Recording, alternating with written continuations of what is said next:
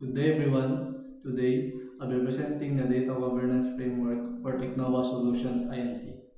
We will discuss the challenges we face in managing data and the framework we are implementing to ensure data quality, integration, security, and compliance. But first, what is Technova? Technova is a combination of tech, short for technology, and Nova, which means new or start. It generally refers to something innovative in the field of technology like a company, event, or concept focused on technological advancements.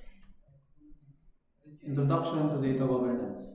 Technova Solutions Inc. faces data governance challenges. Issues: siloed systems, inconsistent data practices, regulatory risks. Goal: establish a framework for data quality, integration, security, and compliance. Currently, our data is stored in different systems, making it hard to maintain accuracy. Additionally, inconsistent data entry creates errors, and without proper governance, we, we face compliance risks. Our goal is to establish a structured framework to address these issues. Key challenges. Siloed system data stored separately leads to duplication and inconsistency.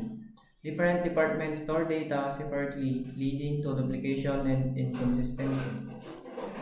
Inconsistent data entry.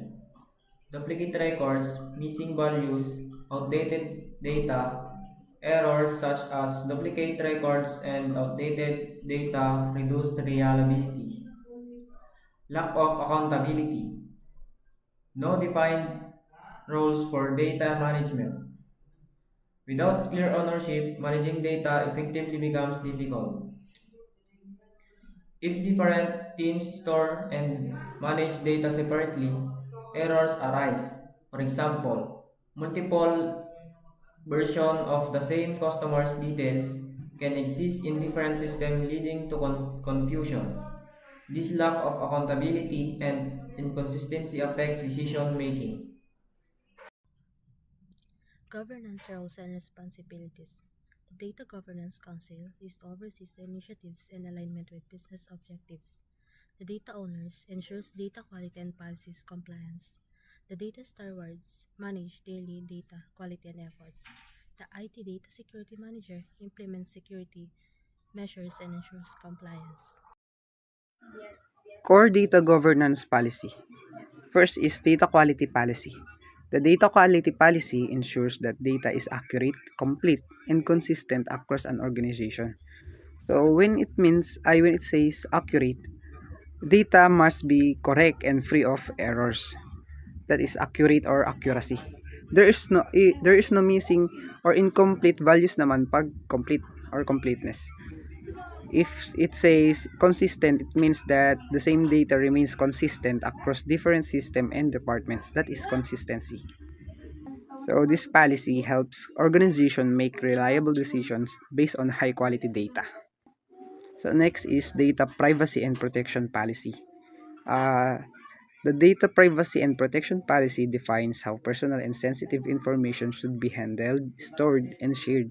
It ensures compliance with legal regulations such as GDPR, HIPAA, or CCPA, and prevents unauthorized access or misuse of personal data. Key aspects so include data encryption to protect information, access restriction to prevent unauthorized use, clear guidance for how data should be collected, processed, and shared securely. This policy is essential for maintaining customer trust and legal compliance. The third is security policy. The security policy specifies who can access data and under what conditions. It sets rules to protect data from cyber threats, breaches, and unauthorized modification. Important elements include authentication and authorization controls such as password and multiple factor authentication, firewalls and encryption to safeguard sensitive information, and monitoring and auditing to track data access and detect security risks. A strong security policy ensures that data remains safe, confidential, and protected from threats. And lastly is data access policy. The data access policy defines the rules and procedures for who can access specific data, how they can access it, and under what circumstances